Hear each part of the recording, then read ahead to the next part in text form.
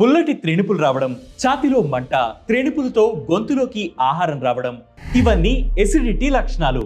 ఈ సమస్యను తగ్గించడానికి చాలా మంది యాంటాసిడ్ టాబ్లెట్స్ ని వాడుతుంటారు.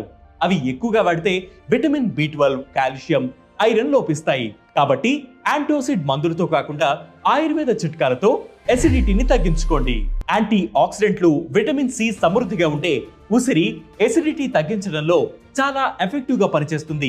భోజనం చేసే ముందు ఉసిరి పొడిని నీటిలో వేసుకుని క్రమం తప్పకుండా తీసుకుంటే కడుపులోని pH స్థాయిలను అది కంట్రోల్లో ఉంచుతుంది. ఉసిరిలో అధికంగా ఉండే ఫైబర్ కంటెంట్ జీర్ణక్రియను మెరుగుపరిచి ఎసిడిటీకి చెక్ పెడుతుంది. ఇక భోజనం తర్వాత సోంపు తినడం వల్ల కూడా కడుపు ఉబ్బరం, గ్యాస్, ఎసిడిటీ వంటి సమస్యలు తగ్గిపోతాయి. వేడి నీళ్లలో సోంపు వేసుకుని రోజు తాగితే ఈ సమస్య నుంచి ఉపశమనం పొందవచ్చు. ఎసిడిటీతో పాటు వికారం, అజీర్తి వంటి సమస్యలు ఇబ్బంది పెడుతుంటే కాస్త అల్లం టీ తాగండి. లేదంటే ఎండబెట్టిన అల్లం చూర్ణానికి చిటికెడు పంచదార కలిపి నోట్లో వేసుకోండి.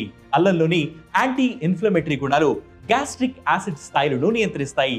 ప్రతిరోజు తులసి టీ తాగడం, తులసి ఆకులు నవలడం వల్ల ఎసిడిటీ తగ్గిపోవడమే కాకుండా రోగ నిరోధక శక్తి కూడా పెరుగుతుంది. సో ఇప్పటి నుంచి ఎసిడిటీ సమస్య వచ్చినప్పుడు ఈ చిట్కాలు పాటించి చూడండి.